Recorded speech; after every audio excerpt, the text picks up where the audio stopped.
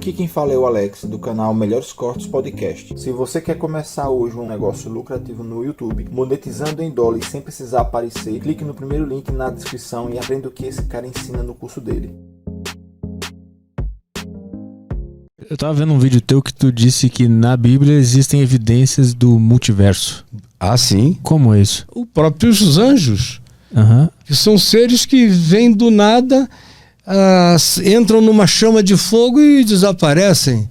Ou você tem todo tipo de anjo, você tem 10 categorias de seres angelicais. É que o nome dado aos anjos é o nome mensageiro, é o carteiro, é o e-mail divino, é a comunicação. Ele é o cara que leva a mensagem. É o Zap. É o Zap. E é um ser existente. Agora, ele tem todas as formas, tanto quanto ele adquire formas. Tem categorias angelicais que ficam iguaizinhos a um ser humano. Andam com o ser humano e o cara não percebe que está andando com o anjo só depois. Mas tem aqueles que já chegam arrebentando. São chamas de fogo falando com você. Mas isso as pessoas daqui veem? Mas isso nós humanos, a gente consegue ver isso? Ter acesso a isso? Conseguimos. Os seres da Bíblia e do Novo Testamento viram, tanto quanto eu já vi.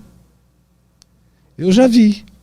E, por exemplo, para a gente não falar de anjo chegando, oi, Caio, meu filho, não sei o que e tal, isso nunca aconteceu comigo. Eu ouço dentro de mim. Agora, eu já vi entidades de uma outra dimensão que chegaram à minha presença, do meu pai e de mais 13 amigos meus entre Niterói e São Jesus de Itabapoana. A gente ia fazer um jogo preliminar lá quando veio aquela bola e parou na nossa cara. Imensa. Eu não sabia que distância estava, mas ela olhava para você. Papai parou o carro, a gente ficou quieto olhando para aquilo nos observando, a gente observando aquilo. Eu calado, perplexo, meus amigos trêmulos, apavorados. E eu falei, pai, o que é isso? Aí ele falou, filho, não é da nossa ordem de coisas. Aí continuamos a observar, de repente aquilo sumiu da nossa cara.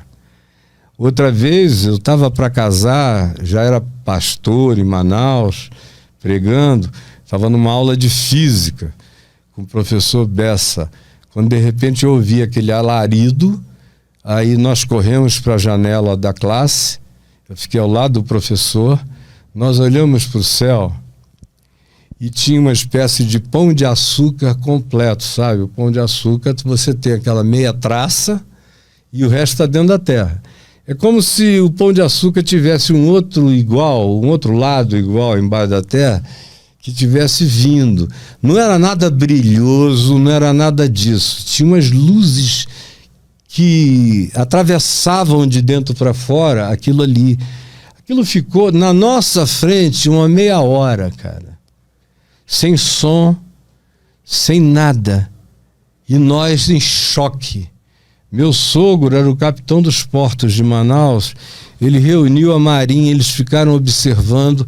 O negócio era tão grande que ele saiu bem lentamente de cima da cidade de Manaus, atravessou o Rio Negro, que tem 8 quilômetros, como se quase não tivesse atravessado de ponta a ponta, e depois seguiu na escuridão do Rio Negro e da noite e sumiu no fim do Rio Negro, imenso. Não tinha e nem tem ainda hoje nenhuma tecnologia humana que mantenha uma montanha daquele tamanho parada na tua cabeça sem fazer som nenhum. E depois aquilo vai.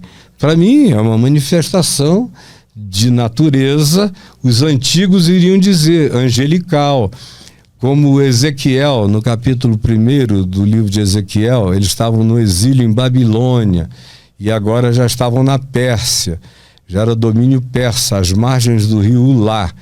No capítulo 1 do profeta Ezequiel e no capítulo 10, ele diz que as revelações que ele recebeu vieram desses entes, que era uma roda girando dentro da roda, girando dentro de outra roda, com luzes de uma glória que ele não podia imaginar. Imagina um cara há 3.000 anos atrás dando de cara com um negócio desse. É para enlouquecer, né? E aí aquilo pousa diante dele e ele viu cambotas, perninhas, onde ele pousou. E dali saem os seres que trazem a mensagem para ele de que o povo ia ficar ainda no cativeiro, mas iria voltar para sua terra, que eles continuassem perseverando, orando a Deus, que a oração deles não era desprezada, que ele e Daniel se diz a Daniel a mesma coisa numa experiência semelhante na mesma época, eram seres muito amados e a oração de vocês é ouvida. Aí tem um monte de coisas que a nomenclatura bíblica serve para hora. Mas as mesmas coisas acontecem aqui entre nós e a gente chama por outros nomes. E aí parece que não tem nada a ver com o que um dia a Bíblia narrou. Como assim? Por exemplo, o que tem de avistamento de seres e de aparatos no mundo é uma coisa de louco. Para o bem e para o mal. E hoje em dia os pesquisadores, que estão cada vez mais unânimes em relação a isso, têm consciência de que tem entes desses que vêm totalmente para o bem e tem outros que chegam para o mal. Como a própria Bíblia define esse tipo de guerra transterráquea e de enfrentamentos. Na minha terra lá no Pará, em 1977, vocês já devem ter ouvido da Operação Prato, que o próprio Exército Brasileiro mandou um contingente com medo que fosse coisa de terrorista, de qualquer outra guerrilha, e foram, e não era uma população inteira afetada, e era uma luz que vinha de entes estranhos e fazia um triângulozinho de 3 furos no pescoço das pessoas ou no braço, e as pessoas ficavam às vezes dias e dias e dias sem consciência de si. Algumas voltavam falando de abduções, de coisas as mais variadas, e todas com medo, não gostando da experiência. Tanto quanto tem outros que são visitados por coisas que lhes trazem uma alegria de existir, um sentido de vida para além do instante, do momento. Acontece para todo lado, na Rússia, na China, nos Estados Unidos, no Brasil já se divulgou mais do que hoje. Hoje em dia tem uma política de abafamento, enquanto a NASA está abrindo os dados cada vez mais, porque eles mantiveram isso oculto muito tempo. Aqui a gente está num processo de ignorância reversa, né? E na Europa, tem lugares do mundo inteiro, na Índia, tem histórias que vêm do mundo todo. Agora, para mim, são manifestações que, do ponto de vista da nomenclatura bíblica, eu chamo de anjo, de principado, de potestades, de poderes, de tronos, de soberanias, de girantes. Tem um monte de outros nomes bíblicos, mas não é a nomenclatura bíblica que tem que encerrar a definição do que isso é. Foi só o que era possível nomear àquele tempo, naquele espaço. Mas, por exemplo, na ressurreição de Jesus, diz que anjos estiveram lá. Todos os evangelistas, Mateus, Marcos, Lucas e João, dizem isso. No caso de Marcos, são homens vestidos de branco na frente da tumba que removeram aquela pedra de 2 toneladas. Aí vem, Lucas também narra a ressurreição, mas sem se ater ao que aconteceu no jardim de José de Arimateia, onde Jesus foi colocado na tumba nova. Mas Mateus é o mais Spielbergiano de todos na definição. Ele diz que apareceram entes como relâmpagos. Parece uma cena de Spielberg mesmo. Relâmpagos falantes que disseram: por que buscais entre os mortos aquele que vive? Ele não está aqui, ressuscitou, como havia dito. E esse Jesus, A ele mesmo foi dado todo o poder, ele está acima de todas as camadas universais, acima de todo o principado, potestade, poder e tudo mais. Porque se a criação aconteceu porque o Cristo, que é o Cordeiro, que é aquele que se oferece como criação do universo, e tudo explode dessa oferta de amor, que a gente chama de sacrifício, mas para ele foi só uma entrega de amor, foi um dar de amor que criou todas as coisas. Isso mesmo se repetiu provavelmente num dos ambientes mais rasteiros do universo, que é o nosso.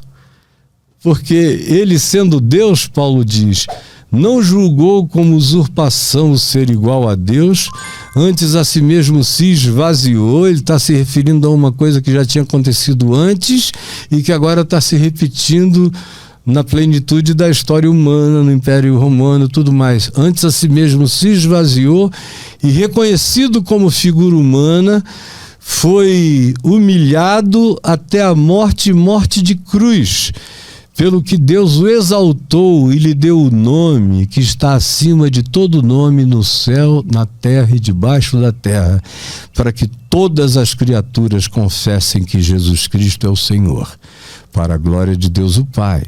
Então, o que estava acontecendo ali há 2000 anos atrás na Palestina tinha consequências cósmicas em todos os níveis, como os apóstolos dizem, que aquilo se transformou em espetáculo para anjos, para principados e potestades, porque aquela entrega era uma coisa tão louca, aquele era um amor tão maluco, aquela era uma oferta tão indescritivelmente divina, que não dava para conceber. Aquele é o extremo do amor.